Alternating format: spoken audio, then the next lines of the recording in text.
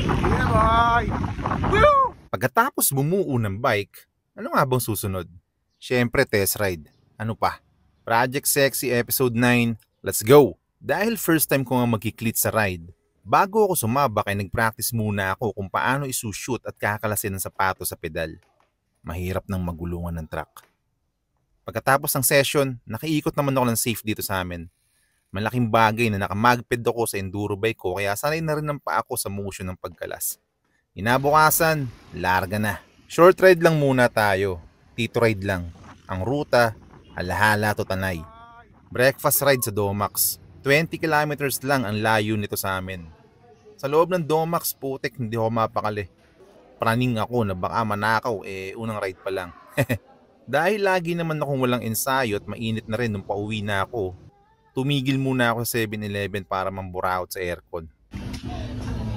Pasok muna 7-Eleven kahit walang bibili. Palamig lang. Let's go! Siyempre joke lang yun.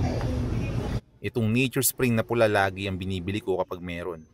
Goods kasi to sa mga paminsan naatake ng acid reflux tulad ko. Pagkatapos malasing sa tubig, rekta uwi na. Oh my God, look at that chan. It's too big. Laspag siya eh. Pagkalipas ng 2 araw, larga ulit.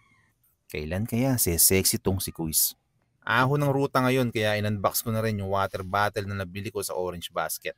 Alam nyo na yun. Binili ko to kasi aero daw. Tapos kulay black din naman. Okay din sa totoo lang.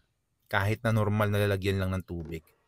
Maglagay ka ng tubig na malamig. Dahil sa init mamaya lang pwede ka na magkape. Ang kagandahan lang, hindi rin naman siya basta natatanggal sa dagtagan. Umiinit na boy. Tama na daldal. Tara na. Dito nakakamahigit 15 kilometro na ako. Nasa bandang barangay Bagumbong na ako. Dito sa dulo ng Halahala. 1 oras na rin na nakalipas kaya tirik na ang araw kung mapapansin nyo. Stop over muna tayo sa Alphamart.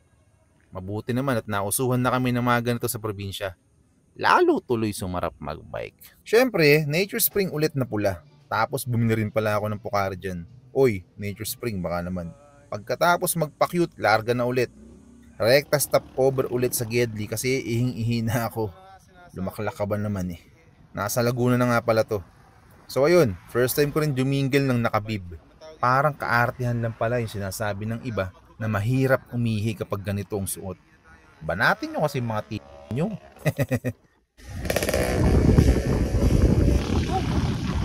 Hindi ako masyado makabideo habang nasa bike eh.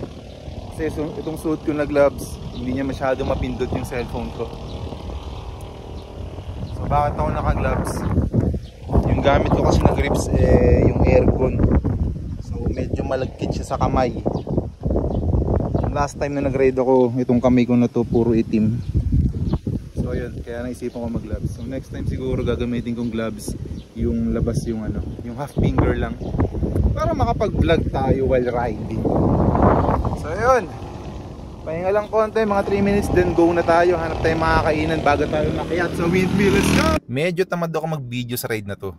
Kaya pagkatapos dumaldal, rekta stop over na ulit para mananghalian. Sakto tong spot na to para kumain. Dito na rin kasi magsisimula ang ahon. Batchoy, lumpiang sariwa at coke mismo binanatan ko. Solve! So yun mga tol, early lunch lang tayo bago umahon dito sa papuntang windmill. So ito yung ko, parang first full rest.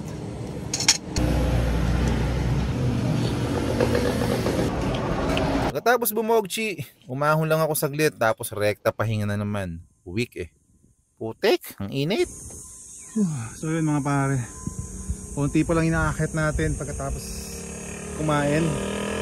So yun, pahinga muna, sobrang init. Ang hirap. Walang ensayo, ayoko namang mag-risk. So yun, chill ride lang. Pahinga 5 minutes, then banat ulit. Let's go.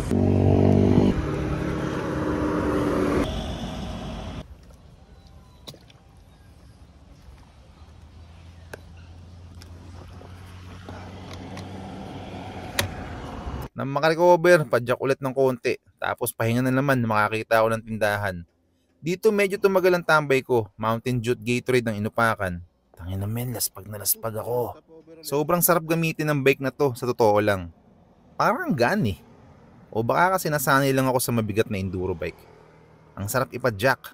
Swakto lang din yung fit ng stem, spacer at haba ng handlebar. I love this bike, man. Wag lang sana mapuputol dahil sa bigat ko.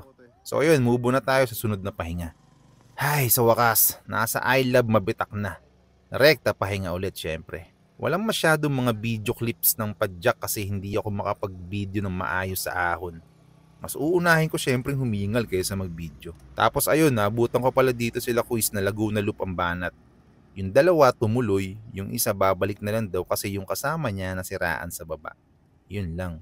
May palcoops na tarp pala dito. Ew. Nang makarecover ako, irumekta na agad ako ng ahon. Tapos, rekta na rin ng lusong. Tinuloy-tuloy ko na rin ang padjak hanggang makarating sa Kisaw. Sobrang init na kasi. Dito, nag-stop over ulit ako at lumaklak ng soft drinks. Tapos, ayun, nalobat ng cellphone ko. Sa totoo lang, hindi ako masyado nagagandahan sa kwento ng first ride. Masyado kasing kulang ang mga clips. Dahil wala na ako may dagdag, sisingitan ko na lang siguro ng mga picture ng bike na kuha sa ride na to. Pero konti lang din yun. So ayun mga pare, hanggang dito na lang. Like and follow for more.